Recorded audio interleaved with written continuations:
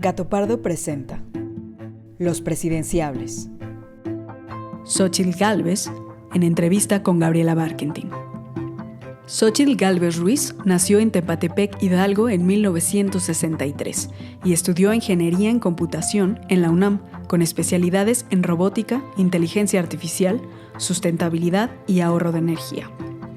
En 1992 fundó la empresa High Tech Services, dedicada al desarrollo de edificios inteligentes. Y en 1994 recibió el premio a la Empresaria del Año, otorgado por la Asociación Mexicana de Mujeres Jefas de Empresa. Un año después, creó la Fundación Porvenir, para apoyar a niños con problemas de desnutrición y contribuir al desarrollo económico de las mujeres de zonas indígenas. Entró a la política durante la administración de Vicente Fox, cuando se convirtió en la primera directora general de la Comisión para el Desarrollo de los Pueblos Indígenas, donde impulsó la creación de un Fondo Nacional de Infraestructura para ese sector y el desarrollo de universidades interculturales.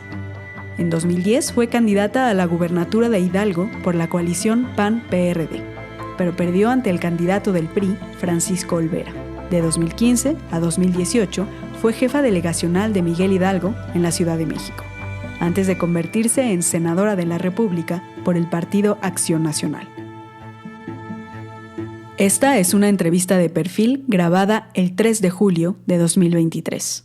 Pues estamos aquí en una entrevista más de Los Presidenciables y la verdad es que en una entrevista sorpresa, cuando planeamos todas las entrevistas de Los Presidenciables, yo no tenía pensada la entrevista de hoy y creo que es la entrevista. Hoy, que es lunes 3 de julio, siempre digo la fecha porque se va a ver un poquito después, en estos días, pero un poquito después, hoy que es lunes 3 de julio, me da mucho gusto recibirte aquí en Los Presidenciables de Gato Pardo. Xóchitl Gálvez, ¿cómo estás, querida? Gabriela, pues bien, contenta, pero sí sorprendida también con lo que está pasando. Te pregunto directamente, ¿vas por la presidencia de la República? Voy por la presidencia de la República, Gabriela. ¿Por qué? Pues porque hice una valoración muy profunda de los personajes que están compitiendo y que esto no tenía emoción. Esto le faltaba como conectar, como que estaba muy plana la contienda y yo hubiera querido que alguno de ellos despegara. Yo hubiera querido que Vila aceptara, por ejemplo, y que él fuera el candidato a la presidencia y que yo fuera la candidata a la Ciudad de México. Se veía. O no sé, Curi o alguno, o Krill que crecieran, pero veo que pues no jalaba esto y entonces se la pasaban diciendo, ¿y dónde está la oposición? Entonces, esta parte es muy cierta. Hace como 3 semanas, 4 ya, se juntaron conmigo un par de amigos que pues son bien locos y hacen cosas de inteligencia artificial muy locas y me dijeron, oye, piénsalo seriamente, tú puedes ser una candidata a la presidencia. Eres disruptiva, tu agenda, toda la vida ha sido tu agenda, desde los 14 años, la agenda de la pobreza es mi agenda. Tienes conocimiento de tecnología, de robótica, de inteligencia artificial, de energías limpias, es el futuro del mundo, este cuate nos está mandando al pasado, en fin, puedes conectar con los chavos. Y yo dije, no, yo voy a ser jefa de gobierno. No, a ver, piénsalo. No nos digas que sí, nosotros te ayudamos. Nosotros te ayudamos con cosas muy locas de inteligencia artificial que podrías hacer de manera muy disruptiva. Y entonces crearon un grupo de Xochilovers, los locos. Empezó a crecer el grupo de Xochilovers y se viene lo del amparo. ¿Cuál amparo? Para que la gente que nos vea... El de donde le gana al presidente el derecho de réplica porque él había dicho que yo quería quitar los programas sociales de adultos mayores. Eso fue en la Feria Internacional del Libro de Guadalajara en noviembre del año pasado, que estuviste participando y dijiste algo sobre los programas sociales. Y dije que el programa Jóvenes Construyendo el Futuro, que es temporal, ¿no? que te dan 12 meses, además de él, tendrían que tener los jóvenes habilidades digitales, aprender código, competencias laborales, inglés, y yo le metería robótica e inteligencia artificial. O sea, porque es lo del futuro. Si queremos que vengan empleos mucho mejor pagados a México, si queremos ser un país ya no solo de manufactura, queremos ser un país de mentefactura, ya no solo de maquila, sino empresas como Tesla. Y ahí él tomó y dijo que tú decías que había que cancelar los programas sociales, ¿cierto? Eso dijo en la mañanera. Eso dijo en la mañana. ¿Y luego? Yo le mandé una carta, hubiera sido tan sencillo que él dijera, pues recibí una carta de la senadora Gálvez donde me confirma que no dijo lo que yo dije que dijo, y entonces corrijo y se hubiera acabado el cuento. Ya se había acabado el cuento. Ah, no, me echó pleito. Y me dijo, no, que se vaya y que una autoridad se lo ordene, y si se me lo ordena yo le doy derecho de réplica. No, pues yo cuando me echan pleitos sí soy cabrona, o sea, no me dejo.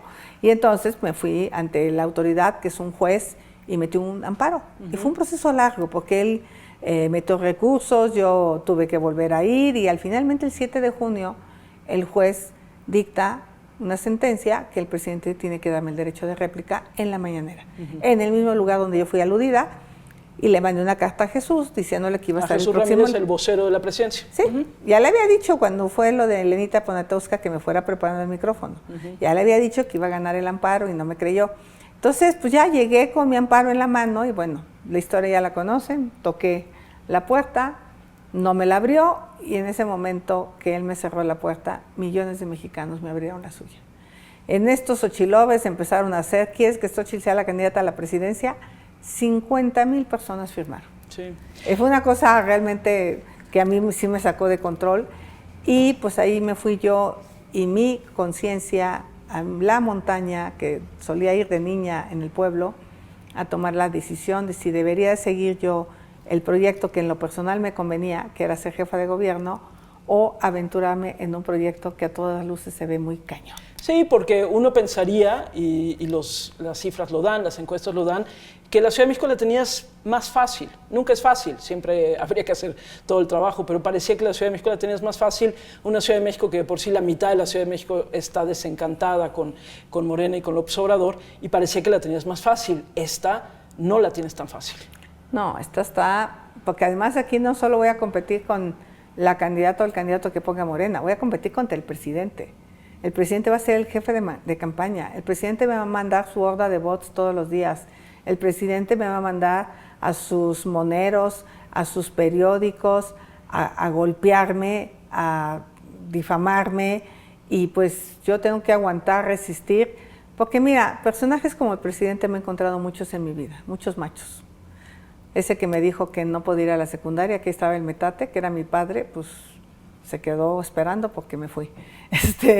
El profesor de la universidad que me tocó las piernas en el primer semestre y que no pude decir nada, pues a lo mejor él esperaba que yo dejara la carrera, o no sé, o que se diera a sus gustos, y no lo hice, y acabé pasando cálculo diferencial integral. O sea, en la vida te encuentras muchos personajes que piensan que tú estás aquí porque un hombre te puso. Yo creo que él se ha puesto a mujeres y está atrás de ella. En mi caso, nadie me ha puesto. A ver, Xochitl, esta es una entrevista sobre todo de perfil, para que quienes no te conocen, eres muy conocida, pero para quienes no te conocen, te conozcan. Entonces te voy a hacer algunas preguntas breves para luego entrar en el presente. ¿De dónde vienes? Ha habido todo este debate de si eres o no eres indígena, si eres mitad indígena, cachito de indígena o no lo suficientemente indígena. Cuéntanos un poco de dónde viene Xochitl Gálvez. A ver, mis abuelos paternos, ambos hablaban la lengua indígena, mis abuelos paternos, yo los escuché. De hecho, el don Abelino con el que estaba hablando, yo después lo busqué, porque pues ahí estaba como que yo toda mi curiosidad del tema. Mi madre es mestiza, mi madre, lo blanco no sé si viene de mi madre, porque mis hermanos son morenos, pero eso es lo de menos. Yo decidí... Tú naciste en Hidalgo. En Tepatepec. En Tepatepec. Y cuando dices lengua indígena, ¿de qué lengua estamos hablando? En ñañú. En ñañú. En ñañú. Y de hecho me di a la tarea de aprender palabras, frases, comunicarme, porque me gustó la idea. Y me fui a trabajar, nací ahí en una familia que parecía que le iba a ir bien. Y por eso cuando dicen, su papá era maestro, sí, nada más que mi papá era alcohólico. Entonces, nunca tuvimos una casa donde vivir. Vivimos con la tía Cleme, y luego otro cuarto, y luego otro cuarto, y andábamos para todos lados, 7 hermanos, 2 se murieron. Mi madre pues era una mujer muy entrona, y un día me dijo, vamos a hacer unas gelatinas para vender, y yo era la que iba a venderlas a la plaza durante mi niñez. Y esa es la historia, yo vendía gelatinas para ayudar a mi madre, y luego los sábados tamales para ayudar a mi madre, y luego a veces vendíamos tacos y tostadas antes de entrar a la escuela. O sea, mi madre era una mujer súper emprendedora, y después yo aprendí a corte y confección en la secundaria. No había secundaria en Tepatepec, había que ir a Mixquiahuala, había que pagar el pasaje. Entonces, con lo que fabricábamos gelatinas, un hermano de mi mamá, decidió vender las gelatinas que yo hacía. Y sí, efectivamente, de 40 gelatinas que yo vendía, el tío Beto logró vender 400, 600 gelatinas diarias. Y obviamente nos empezó a ir bien, pero nos empezó a ir bien porque empezamos a trabajar duro. Acabé la secundaria y pues todo el mundo decía, bueno, mira, eso como de irte a México a estudiar, pues no. Vete a la Normal Rural de Panotla y ahí puedes ser maestra. Y yo dije, no, yo quiero ir a México. Y yo se me metió que quería ir a México y que quería ir a México. Obviamente el papá me dijo, pues no, no hay dinero, no te voy a dar dinero, yo no puedo. Y pues yo decidí venirme a México a los 16 años y llegué a vivir a un cuarto de lámina aquí en Iztapalapa, que me rentaron, no sé, 300 pesos. Conseguí un trabajo de telefonista y me metí a la Facultad de Ingeniería. Y fue muy duro, Gaby, fue muy duro, porque el nivel académico con el que uno viene del pueblo es muy bajo. No hablar una palabra de inglés cuando todos tus libros de computación están en inglés fue muy duro. La violencia sexual, Gaby, que hay hacia las mujeres, que tenemos que llegar a Iztapalapa a las 11:30 de la noche, saliendo de la universidad a las 10 de la noche, es brutal. Hubo un día que un tipo me atacó, gracias a que traía yo mi cautín, me pude defender. Y ese día, pues otra vez, por culpa de un macho, casi me voy al pueblo de regreso, porque ese día yo lloré muchas horas en el metro Villa de Cortés diciendo, ya no, o sea, no se puede. Reprobada en cálculo, me robaba en Milán en el metro, venía yo muy sola, estaba yo sola aquí en la ciudad. Y bueno, la libré, me volví una programadora gracias a una beca de la Facultad de Ingeniería. O sea, entré al centro de cálculo de la Facultad de Ingeniería 3 semestres y aprendí código, Algol, Fortran, COBOL, C, ensamblador, aprendí sistemas operativos, aprendí bases de datos. Y mi siguiente trabajo, de pasar de 2.500 de telefonista, empecé a ganar 50,000 pesos mensuales. Y de ahí la vida me la comí a pedazos. La vida te la comiste a pedazos, Xóchitl, y llegas a este momento en donde podrías estar, digamos, frente a la presidencia de la República. Sí me quiero detener en esto. ¿Qué reflexión te merece quienes cuestionan si eres o no indígena? Pues que están mal, porque ese no es en México el tema indígena no se define por sangre, se define por identidad propia. Tú decides, y yo lo decidí hace muchos años, no lo estoy decidiendo hoy para ser candidata a la presidencia. Creo que sí sería muy estúpido que yo dijera, hoy soy... No, yo lo dije desde que llegué a esta ciudad, porque obviamente traía el sonsonete, me trataban como tal, me discriminaban, porque allá pues, hablamos de una manera como pueblo, y alguien me dijo, pinche vieja india, o sea... Entonces yo ahí me di cuenta, o sea, que verme en el aspecto que me veían era indígena, y yo me sentí súper orgullosa. Y decidí pues tener esa raíz, porque me siento sumamente orgullosa de las raíces de mis abuelos paternos, también de las de maternos, porque tampoco los maternos es que vengan de Asia o de Francia, ¿no? Mi abuelo materno era trillador de una máquina de trillar. Era un hombre de campo, pero él nunca tomó o nunca dijo ser indígena. Yeah. Mis abuelos paternos sí. Yeah. A ver, les pregunto a todos los que no son de Morena o cercanos a Morena la misma pregunta que te voy a hacer ahorita a ti, Xóchitl. Si tú tuvieras que elegir 3 cosas que ha hecho este presidente, este gobierno, para mantenerlas, asumiendo que además tiene una popularidad, sigue teniendo una popularidad muy alta, ¿qué, por ejemplo, sí mantendrías de lo que ha hecho este gobierno? Todos los programas sociales. ¿Todos? Todos. Les pondría más. Al de jóvenes les pondría estas habilidades, estas competencias. Al de adultos mayores les pondría la entrega de medicamentos, operaciones de cataratas, prótesis dentales y aparatos para oír. Auditivos. ¿Sí? Audífonos, perdón. Aparatos auditivos, sí. Es la palabra correcta. Porque muchos adultos se aíslan de sus nietos, de sus hijos, porque dejan de oír, muchos dejan de comer, muchos dejan de ver y muchos dejan de ser atendidos médicamente. O sea, yo sí le pondría un paquete importante de salud a los adultos mayores. A los jóvenes les pondría todo este paquete tecnológico, para que pudieran tener un mejor empleo. Y a los niños les pondría inglés y habilidades digitales desde la primaria. O sea, creo que no hay otra posibilidad de hacerlo, y también les empezaría a dar robótica a los niños. O sea, sí creo que el mundo va por ahí, pero dejaría este paquete, obviamente al de madres solteras, las estancias infantiles, las escuelas de tiempo completo, los refugios de mujeres cuando haya necesidad. O sea, sí siento que se han perdido cosas que son indispensables para que la política social salga adelante, pero el tronco... Pero los paquetes sociales los mantendrías. Se queda. Dos, el tema del transísmico y una parte del Tren Maya me parece que es súper adecuado, la parte que cruza Oaxaca y que te llega hasta Mérida. Esa parte del tren me parece extraordinaria. O sea, el transísmico, el que cruza, ahora sí Oaxaca, que del Golfo al océano, o sea, que cruza, yo siempre digo la cintura del país, exacto, la parte delgadita del país. ¿El transísmico te parece buena idea? Me parece buena idea porque puedes traer productos de Asia, los puedes desarrollar con mano de obra hacia la península de Yucatán. Obviamente viene el gobernador de Yucatán, está dando robótica, está dando inglés. Solo así van a llegar las Teslas hacia el lado, si tenemos capital humano. Por eso es muy importante el capital humano. Esta parte del tren la dejaría. No me gusta lo que hicieron con el tramo 5 ni lo que están haciendo hacia Calakmul. Esa parte me parece que es un ecocidio brutal porque además está mal desarrollado. Y la refinería de Dos Bocas, aunque nunca lo hubiera hecho, ya te gastaste 18,000 millones de dólares, 10,000 millones de dólares adicionales a lo que habías dicho, pero hay que acabarla. Dijimos tres cosas. Dijiste la primera, programas sociales, la segunda, estas obras. ¿Alguna más?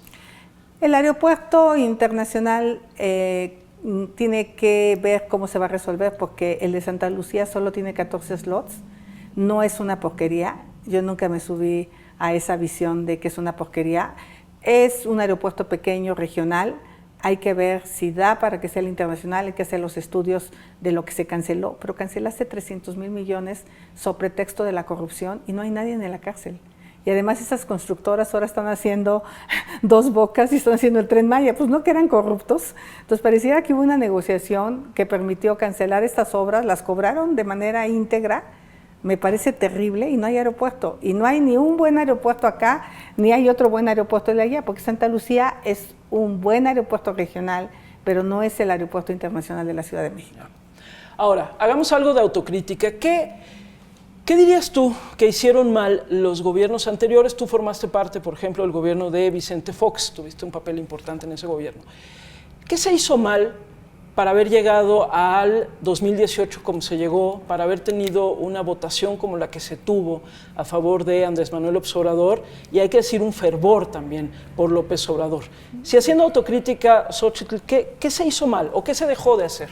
Te voy a decir lo que yo vivía dentro del gobierno de Fox. No se hizo lo suficiente para abordar el tema de la pobreza. Yo sufría mucho para obtener recursos para las electrificaciones. Sí logré tener a cargo de la Comisión de Pueblos Indígenas. Entonces, yo lo que quería era agua potable, electricidad, carreteras. Se hizo mucho, se hizo la carretera Ruiz-Zacatecas, que fue una millonada, la del Mezquital hacia Nayarit también se invirtió, la Tlapa-Marquelia, la Tlapa-Metlatónoc, que era el municipio más pobre del país, la Lacanjás-El-Tal en Chiapas. O sea, comunicamos todas las cabeceras por terrestres. Había muchas que no tenían acceso terrestre. Hoy el presidente habla de pavimentarlas, pero no se acuerda que alguien las abrió. A mí me tocó abrir esas carreteras. Y con Paco Gil, pues siempre peleaba yo porque siempre le parecía que era demasiado dinero para conectar a unos cuantos pueblos. O sea, esta visión de no poner a los que menos tienen en el centro. Quise con Abascal que se reconociera a las trabajadoras del hogar, sus derechos laborales, y dijo, no, es que hay que cambiar la Ley Federal del Trabajo, cambiémosla. O sea, siento que se pudo haber hecho más para reducir la desigualdad, pero no era suficiente la agenda. Se hizo el programa Oportunidades. O sea, creo que también el presidente exagera de decir que nadie hizo nada. O sea, Zedillo hizo Progresa, la papilla que yo desarrollaba por mi cuenta, porque yo puse una fundación en el 95, la adoptó Zedillo. Fox pone Oportunidades, Calderón lo amplía hacia adultos mayores el programa, el presidente empieza el programa de adultos mayores en la ciudad, Fox se tiene que comer sus palabras y lo implementa para zonas de alta y muy alta marginación. Y ya Calderón lo implementa para las zonas rurales. Peña lo amplía y el presidente los pone en la Constitución y yo voto para que queden en la Constitución. O sea, pero tampoco es que solo él se ha preocupado. Yo creo que no se hizo lo suficiente. Siento que se pudo haber hecho más y para mí otro tema sí fue la corrupción. Que yo esperaba que con este gobierno realmente se resolviera, pero te estoy hablando de Dos Bocas, donde hay contratos brutales por asignación directa, lo de Segalmex es un escándalo. O sea, creo que el tema de la corrupción no le ha querido entrar nadie. Nadie. Y ahí sigue rampante. Ahora son los cuates de Andy los que están en esos temas y antes eran los amigos de Peña y antes otros personajes con Fox, ¿no? Entonces, sí creo que corrupción y no poner suficiente énfasis. Ahora, este gobierno desapareció el Fondo de Infraestructura Indígena, lo desapareció. A este gobierno que le debería de interesar, este gobierno solo privilegió las entregas en efectivo, porque siente que eso como que se lo acreditan al presidente. Esa es la apuesta del presidente. Pero se está deteriorando el país, no hay dinero para mantenimiento de carreteras, no hay dinero para mantenimiento de hospitales, el sector salud se está cayendo a pedazos, no hay medicamentos, no hay dinero para el campo, los agricultores, sus precios de garantía, pues en Sinaloa tienen serios problemas. Entonces, se quitó unas cosas, se les da en efectivo, pero perdieron otras. Entonces, pero sí me parece que suficiente énfasis en el combate a la pobreza y erradicar la corrupción fue un pendiente de los gobiernos del pasado. Obviamente brincas al escenario de manera sorpresiva, ¿no? Tú misma estás sorprendida de que terminas brincando este escenario presidencial o por la presidencia de una manera que tal vez no se esperaba así, ¿no? Como te decía, hace un año platicábamos tú y yo por la Ciudad de México. Y hay muchas preguntas de ¿quién está detrás de Xóchitl? En este país en donde pareciera que las mujeres siempre tenemos a alguien detrás, ¿no? Pero entonces, ¿quién está detrás de Xóchitl? Está detrás de Xóchitl Claudio X González, los empresarios, los conservadores. Esa puede ser tal vez la narrativa desde Palacio Nacional. Pero hay otros que con genuino interés, ahora que comentaba yo que venía a entrevistarte, sí me preguntaban, oye, pero ¿quién está apoyando? ¿Quién está detrás? ¿De dónde viene o vendría, por ejemplo, el dinero para poder hacer una campaña? Y entonces así tal cual, o sea, ¿quién te está arropando, Xóchitl, en este paso que estás dando? Mira, nunca he hecho una campaña con dinero, nunca. En Hidalgo hice una campaña súper austera y de ahí sale esta idea que retomaron los de la inteligencia artificial de pinta tu barda, pinta tu coche, pon una X, pon un corazón. Se ha empezado a poner en el país, sin que yo ponga un peso, porque la gente legítimamente está adoptando este sueño. Y eso lo hice en Hidalgo, porque no tuve dinero para... O sea, yo no tengo dinero para poner los 1,200 espectaculares que tiene Claudia Sheinbaum. No lo tengo. O sea, los empresarios hoy están detrás de los de Morena, para que veas. O sea, ellos tienen a la oligarquía apoyándole. Yo hoy lo estoy haciendo con un montón de creatividad. Estos cuates de los Xochilovers que están haciendo cosas con inteligencia artificial muy disruptivas, pero que no cuestan mucho, O sea, que no te cuestan dinero, sino lo que te cuestan es creatividad. Esto que estoy haciendo de redes es totalmente orgánico, no pago un bot y lo que sí estoy pagando yo de mis recursos es crecer en Facebook y crecer en YouTube. Le estoy metiendo cerca de 200,000 pesos mensuales, cosa que sí tengo porque soy empresaria. Tampoco tengo para meterle los millones que le están metiendo a las corcholatas. Y puedo hacerlo transparente y puedo hacerlo público y puedo decir de dónde sale el dinero sin ningún problema, porque es una cantidad pequeña para los niveles que están gastando las corcholatas. O sea, ¿no te está financiando Claudia X González? No me está financiando ni Claudia los empresarios que están con él. No me está financiando ninguno de esos empresarios y a las pruebas me remito. Ahorita vamos a hablar también un poco de los partidos y de lo que significa el PAN, PRI, PRD en este tema y me interesaría mucho tu opinión al respecto. Pero aquí en Gato Pardo tenemos una agenda de algunos temas y me gustaría escucharte al respecto. Y el primero ya dijiste lo de las obras, ya dijiste lo del Tren Maya y lo del aeropuerto y lo de Dos Bocas. Pero sí me quiero detener en el tema del medio ambiente, Xóchitl. Tengo la sensación, llevamos ya varios años en donde el tema del medio ambiente no solamente no ha sido prioridad, sino ni siquiera se ha enunciado lo suficiente. y hoy vivimos en el mundo una crisis de medio ambiente que tú conoces perfectamente bien, pero obviamente en México también. Más allá de lo que no se ha hecho o a partir de lo que tampoco se ha hecho, ¿cuáles serían tus prioridades en tema de medio ambiente y urgencia climática? Bueno, parar la adicción a los combustibles fósiles. O sea, yo jamás hubiera construido la refinería de Dos Bocas. México tiene un potencial brutal en energía solar, en energía eólica ni si se diga, en offshore, que es toda esta energía que se puede producir en el mar, con también aerogeneradores. Y México podría hoy estar llegando a cerca de los 40-50% de generación de energía renovable para su matriz energética. ¿Qué teníamos que hacer? Líneas de transmisión. En lugar de gastar el dinero para comprarle Iberdrola a sus plantas, debimos haber invertido en líneas de transmisión y que el sector privado invirtiera y nos vendiera energía barata. Pero el presidente tiene una animadversión contra el sector privado y eso no ayuda. Entonces, tenemos que parar la adicción a los combustibles fósiles. Acabo de estar en Quesqui, en Tabasco. Si te enseño las imágenes que tomé de la cantidad de gas que se está quemando y que contamina al ganado de Tabasco y que contamina a las personas y les genera cáncer y les produce leucemia, es una cosa brutal. Lo que respiramos en Tula y aquí en el Valle de México por la termo de Tula, por el dióxido de carbono y el óxido nitroso es brutal. Entonces necesitamos transitar a los coches eléctricos porque son el otro 25% de lo que contamina y dejar de talar. Está talando brutal. O sea, está más talado México y el famoso Sembrando Vida es una cosa que no está funcionando. O sea, si tú ves los mapas satelitales, los Altos de Jalisco está más talado que cuando llegó este gobierno. No existe la Profepa, no existe la Semarnat, se cerraron prácticamente los organismos ambientales y la gente está haciendo lo que se le pega la gana. El tema del agua es brutal.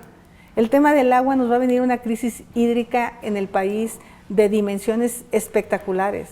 Necesitamos poner a tratarnos el agua en todas las ciudades del país. Entonces, el primer tema pues, es dejar los combustibles fósiles. Segundo, es tener una política ambiental realmente seria, regresar al Acuerdo de París, regresar y aplicar el protocolo de Kioto y hacer realmente cosas en esa materia. El planeta se está muriendo. O sea, mi hija de 34 años... ¿Tú lo pondrías como una prioridad, que el planeta se está muriendo y que por lo tanto México se está muriendo? ¿Sí lo pondrías como prioridad? Pero súper prioridad. Y creo que es la prioridad que más les preocupa a los jóvenes. Mi hija de 35 años de repente cree que no quiere tener hijos porque no sabe qué planeta les va a dejar a esos niños. O sea, los jóvenes están planteando la posibilidad de dejarse de reproducir por el temor al cambio climático, pero no es temor.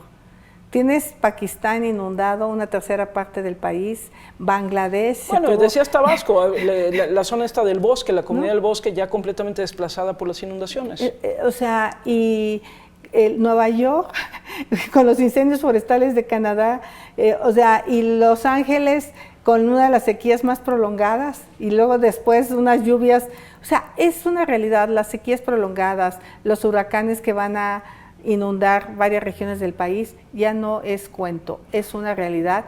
Pero bueno, dicen, es que nosotros nomás contaminamos el 1.5, no, pues lo que te toca a ti lo tienes que hacer. Militarización, Xóchitl, es un tema y obviamente quienes te hemos seguido en el Senado y hemos podido platicar contigo en otros momentos y previo al Senado sabemos que obviamente estás en contra de la militarización en este país. Pero hoy no podemos negar que los militares ocupan pues cada vez más puestos, cargos, empresas, encargos. A ver. ¿Qué hacer con eso, Xóchitl? Primero, ¿dónde estás parada tú? ¿Y qué harías en caso de llegar a la presidencia, por ejemplo, para regresar a los militares a sus cuarteles? Para empezar, que la SCT se ponga a construir. Para eso tenemos la Secretaría de Comunicaciones y Transportes, para que ellas hagan las obras.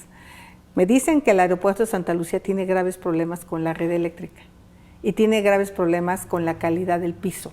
Se está quebrando porque no estaba diseñado para las toneladas de las salas de aduanas, ¿no? Donde van a recibir mercancías. Entonces hay problemas y lo saben los militares, porque no es expertise. No, ellos no tenían experiencia en hacer aeropuertos, pero los pueden hacer aeropuertos, los pueden hacer hospitales, y los militares dicen que sí por su disciplina, pero no tienen la capacidad técnica absoluta para hacerlo. Entonces hay que quitarles lo que le toca al SST. Hay que quitarles lo que le toca a la Secretaría de Hacienda, que son las aduanas. Hay que quitarles muchas cosas que les hemos dado por la incapacidad, o sea, del gobierno de confiar en sus funcionarios públicos federales. O sea, ¿para qué tiene tanta fregada secretaría si al final los militares y la Marina son los que están trabajando? Pues entonces ya cierra el gobierno y deje a los militares y a la Marina. Entonces yo creo que primero, quitar. 2, por supuesto que no estoy de acuerdo con militarizar la seguridad pública. Esto que vimos en Nuevo Laredo, de la manera que se acribillaron o no, no sé, pues los militares, yo tengo un hermano general del ejército. Los militares están diseñados para enfrentar guerra. Entonces, ha habido casos en donde se han excedido y los pobres acaban en la cárcel. ¿Qué necesidad? 2, necesitamos una policía, la Guardia Nacional, civil, con mando civil, con inteligencia, con capacidad de investigación, ¿no? No tiene capacidad de investigación la policía, tiene que ser una policía nacional, una Guardia Nacional, lo que quieran, y a los militares mandarlos a cosas muy específicas de respaldo, muy específicas. Ahora ya la ley, la Constitución se los permite, al menos el transitorio está listo para que participen en seguridad pública. Ya no es como en el caso de Calderón y de Peña, que lo hacían de manera pues un poco ilegal, y decirle, a ver, tú vas a entrar a Tamaulipas a hacer esto de esta manera y vas a salir en este momento. Ahorita entran a Tamaulipas, se incendia la Ruana, los mandan a la Ruana, se incendia Michoacán o Guanajuato, y los mandan. Entonces, pobres militares, la verdad es que su situación no es nada positiva tampoco, y yo creo que hay que recuperar la normalidad democrática del país, y los militares no pueden hacer las labores de seguridad pública. ¿Hay tiempo para corregir la política en materia de seguridad, Xóchitl? Porque si vamos para atrás, pues desde el sexenio de Calderón, nos podemos ir incluso más atrás, pero digamos, desde el sexenio de Calderón, el de Peña y sin lugar a dudas, pues se ha ido incrementando de manera brutal la violencia en nuestro país. Ha fracasado, hay que decirlo abiertamente, ha fracasado desde lo que se intentó hacer hasta lo que se está haciendo ahorita. De verdad, en un país en donde el crimen organizado está en el 80% del territorio, según las cifras más recientes, y donde controla de ese 80% una parte muy importante del territorio, ¿hay tiempo para hacer algo diferente? Pues hay que hacerlo. Hay que hacerlo porque la delincuencia tiene apoderado toda esta parte del territorio, la extorsión es brutal. Los comerciantes tienen que pagarle a la delincuencia organizada cuotas mensuales para que los dejen trabajar. La delincuencia organizada controla en Michoacán el limón y el aguacate. O sea, la delincuencia organizada ya se mete al pollo, o sea, está tremendo. Creo que tenemos que hacer varias cosas. Hay estados que son un ejemplo, como es Yucatán, porque han hecho las cosas bien. Hay que aprender de esos estados. ¿Qué han hecho bien Yucatán? Policías estatales. Pero policías estatales donde el policía tiene la posibilidad de sacar una vivienda, donde tiene becas para sus hijos, donde ese policía en el momento que se quiere meter con los malosos sabe que sus hijos van a estar perdiendo pues lo que han ganado. Entonces una policía bien estimulada puede darte resultados, no hay de otra. Donde no se pueden tener policías municipales, no se tengan, pero donde hay capacidad de tener policías municipales se deben de tener. Este gobierno le ha quitado los recursos a las policías municipales y estatales. Y lo que yo te decía, la Policía Nacional tiene que funcionar, pero tengo la impresión que hoy tiene poca inteligencia y tiene poca capacidad de investigación, y el Ejército, por supuesto, que tiene que seguir apoyando las labores de seguridad pública, pero desde una visión distinta. Hoy realmente, si se sabe, hay mucha corrupción en el Ejército también. O sea, no es cierto que el Ejército todos son pulcros. Hay unos militares que traen los contratos y hay otros militares que se enfrentan a los balazos. Entonces, creo que es muy injusto lo que está pasando en el Ejército para unos y para otros, y hay que regresar a la normalidad, no de un jalón, no decir mañana no. Tienes que primero fortalecer, pero sí fortalecer, porque eso le dijimos al presidente cuando le autorizamos la Guardia Nacional, que tenía que fortalecer las policías estatales y municipales, y no hizo absolutamente nada para hacerlo. Ya habrá tiempo, por supuesto, si llegas a ser la candidata a la presidencia de la República, de profundizar mucho más en todos estos temas. Pero paso al siguiente de la agenda que tenemos en Gato Pardo y tiene que ver, la primera pregunta, ¿te ubicas en qué? ¿Te ubicas siempre dices soy una mujer progresista? ¿Qué significa ser una mujer progresista? Es que yo creo que hoy el tema no es de ideologías, con todo respeto. O sea, ¿tú no dirías si eres de izquierda, de derecha o...? Yo puedo caminar bien con el PRD porque tengo un pensamiento pues muy en el sentido de reducir la desigualdad. Puedo caminar con el PAN en el sentido de realmente buscar el bien común, porque en el fondo buscan lo mismo. Este PRI revolucionario de justicia para el campo, pues por supuesto que a todos se nos antojaba. Yo sí veo a MC con esta agenda de derechos, esta agenda de respeto a los derechos humanos tan importante. Entonces, hoy pues está la ultraderecha, está una izquierda también ultra. ¿Qué pensaría yo? Hay que resolver los problemas del país. Yo lo que busco es ser una mujer que resuelva los problemas. Me gusta la ingeniería porque te enseña a resolver problemas. Hay que resolver el tema de abastos de medicamentos, hay que resolver el tema del agua, hay que resolver el tema de la energía. Si resolvemos el tema de las competencias laborales, mandamos certeza jurídica y construimos algo de infraestructura adicional, el país puede aprovechar la mejor oportunidad que tiene enfrente en muchas décadas, que es el nearshoring. Ahorita quiero que hablemos precisamente del nearshoring, pero antes de pasar a ello, ¿sí? En ese sentido, lo mío es respeto a los que piensan distinto. No quiero imponer una visión de lo que yo digo que debe de ser los valores, porque luego ese es el problema, porque de repente sí se me vino la ultraderecha súper enojada. ¿Tú, por ejemplo, estás a favor de la interrupción legal del embarazo? Yo estoy a favor de que las mujeres puedan tomar decisiones basadas en lo que... Mira, ¿por qué una mujer decide abortar?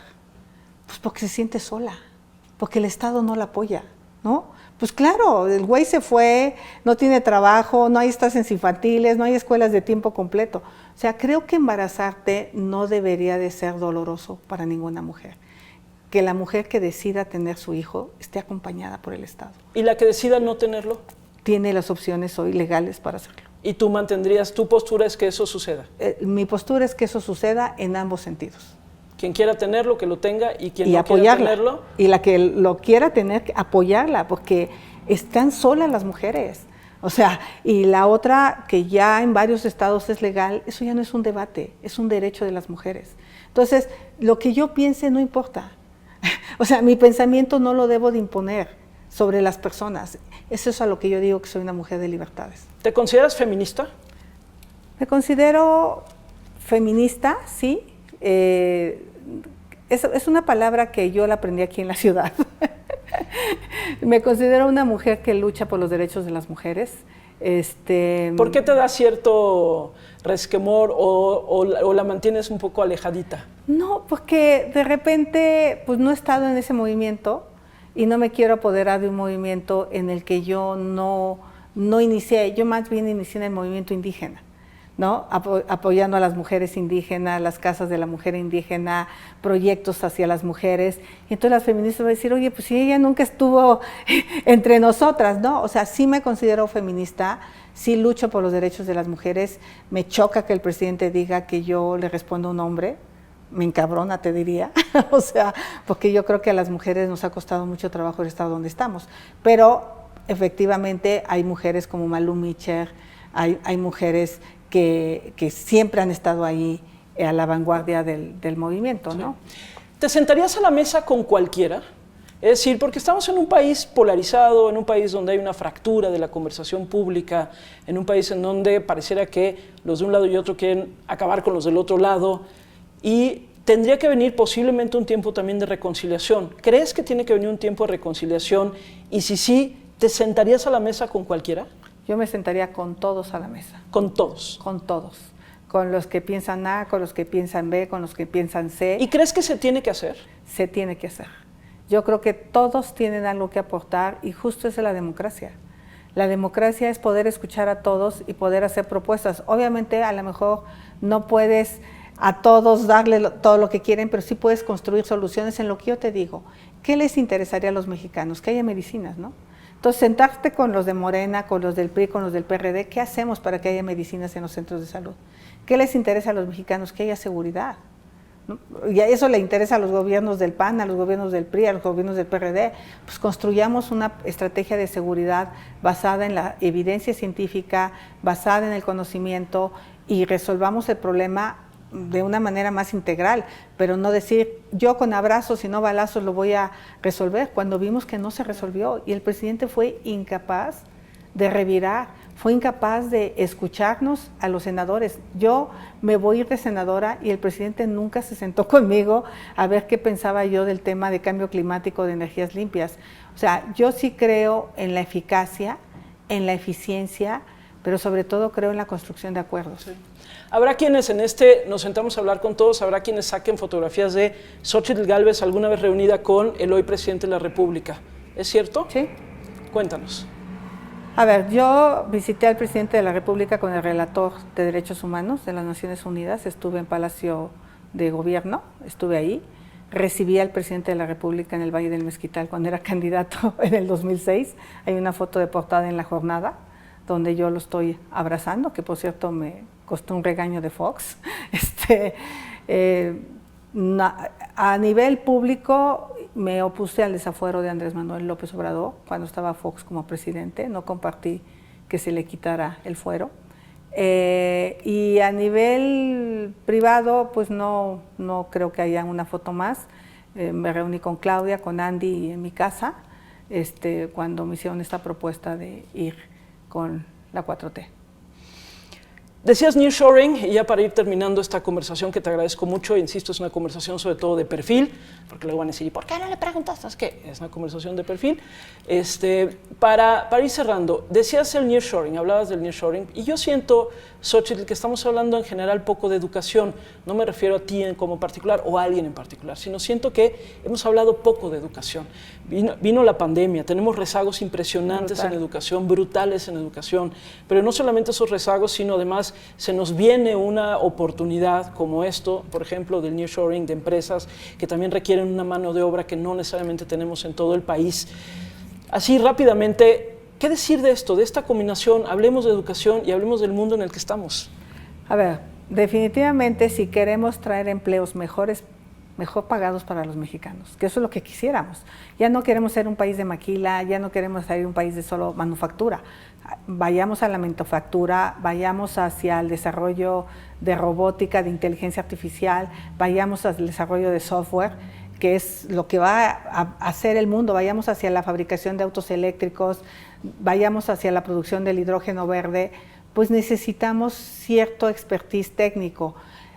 Es cierto que cada vez hay gente más educada y no necesariamente ganando mejor. Creo que ahí lo que tenemos que ver es qué competencias y qué habilidades se requieren en ciertos sectores. Yo tengo soldadores en la empresa que ganaban 35,000 pesos, ¿no? Un soldador, un técnico. Y el sector automotriz se los empezó a pelear y a pagarle 50,000 pesos y se me empezaron a ir. O sea, yo tuve que decir, ¿qué está pasando? Qué bueno que la industria automotriz del nearshoring que está llegando a México está demandando esta expertise de personas. Pero entonces hagamos más soldadores. Habrá quien no le gustó. Por cierto, ayer que venía volando de Tabasco, me encontré un cuate que trabaja en Detroit, que es de Tabasco, que trabaja de soldador.